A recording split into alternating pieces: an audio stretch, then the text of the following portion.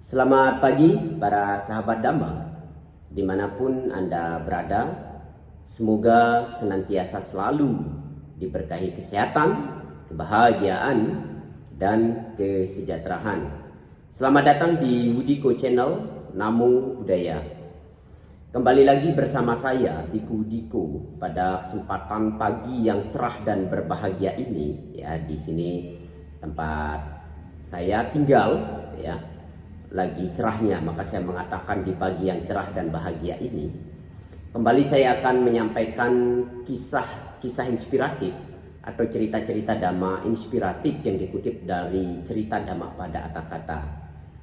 Para sahabat Dhamma, untuk itu saya mengharapkan kepada Anda semua untuk senantiasa mengikuti atau menonton video ini sampai tuntas, sampai akhir. Selalu saya mengharap kepada para sahabat untuk menontonnya sampai selesai. Kenapa? Karena hanya dengan menonton sampai tuntas, hanya dengan menonton sampai selesai, baru kita akan mendapatkan nilai penting atau poin penting apa yang terdapat di dalam cerita tersebut. Nah, kali ini saya akan menyampaikan kisah yang berjudul Perayaan Balana Kata. Ini masih bab 2, ya, sair Dhammapada sair 26 dan 27. Tapi ceritanya sangat singkat sekali. Ceritanya sangat singkat sekali. Untuk itu silakan simak dan tonton dengan seksama. Suatu waktu perayaan Balana Kata dirayakan di Sawati. Selama perayaan ini beberapa pemuda melumuri tubuhnya dengan debu dan kotoran sapi. Kemudian mereka berkeliling kota sambil berteriak-teriak.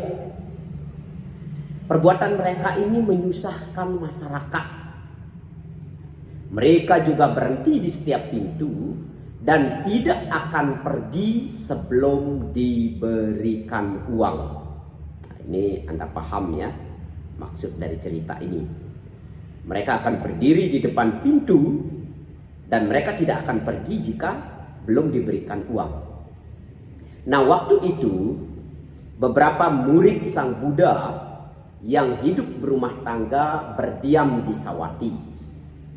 Melihat kejadian tersebut, mereka mengirimkan utusan untuk menghadap Sang Buddha, meminta beliau untuk tetap tinggal di wihara dan tidak ke kota Sawati selama 7 hari.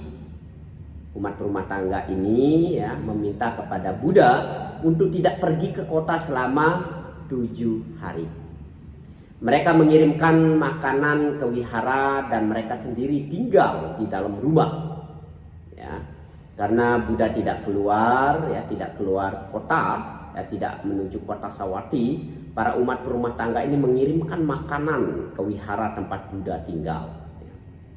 Adalah umat-umat berbudi bakti, ya, umat yang berbakti, umat yang memiliki keyakinan. Pada hari ke-8, ketika perayaan telah usai, ketika perayaan telah selesai, Sang Buddha dan murid-muridnya diundang ke kota untuk makan siang. Mereka membicarakan tindakan para pemuda yang kasar dan memalukan itu selama perayaan berlangsung. Sang Buddha memberikan komentar bahwa hal itu adalah wajar. Buddha memberikan komentar bahwa hal itu adalah wajar. Bahwa kebodohan dan ketidaktahuan akan membuat seseorang melakukan perbuatan-perbuatan yang memalukan.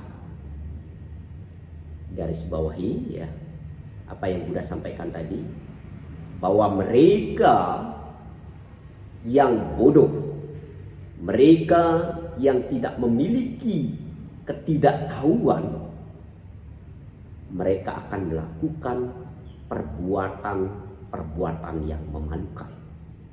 Kemudian Sang Buddha membabarkan sair 26 dan 27.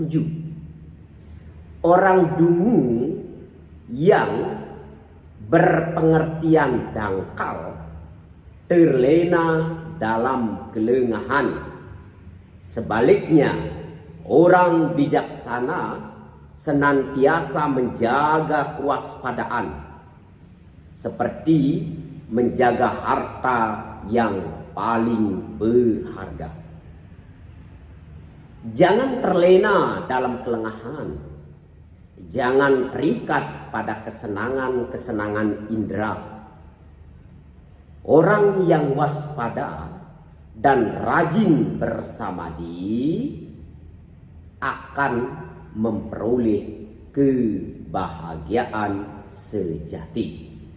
Ini dua syair yang disampaikan oleh Buddha kepada para umat yang ada di saat mereka mengundang makan siang Buddha dan para muridnya di saat itu, yaitu syair Dhammapada 26 ya, 26 dan 27. Syair 26 dan 27.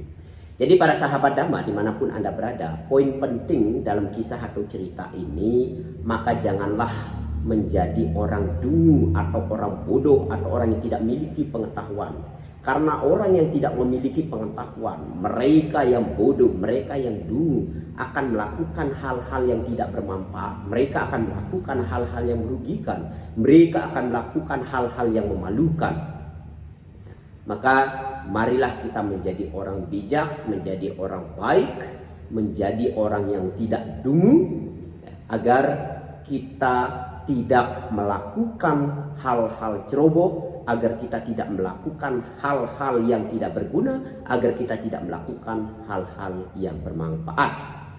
Di sini bahwa para pemuda ini hanya untuk kepentingan pribadi mereka, hanya untuk keuntungan sekelompok mereka, mereka melakukan hal-hal bodoh, mereka melakukan hal-hal yang tidak berguna, mereka melakukan hal-hal yang tidak bermanfaat untuk keuntungan pribadi mereka.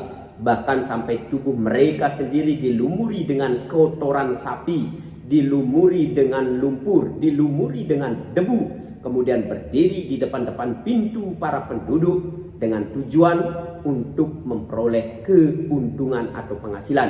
Jika mereka tidak diberikan oleh penduduk desa, ya, ketika berdiri di depan rumah penduduk desa, mereka tidak akan pergi. Dan ini adalah hal-hal bodoh yang dilakukan oleh mereka yang tidak memiliki pengetahuan, yang mereka yang tidak memiliki kebijaksanaan.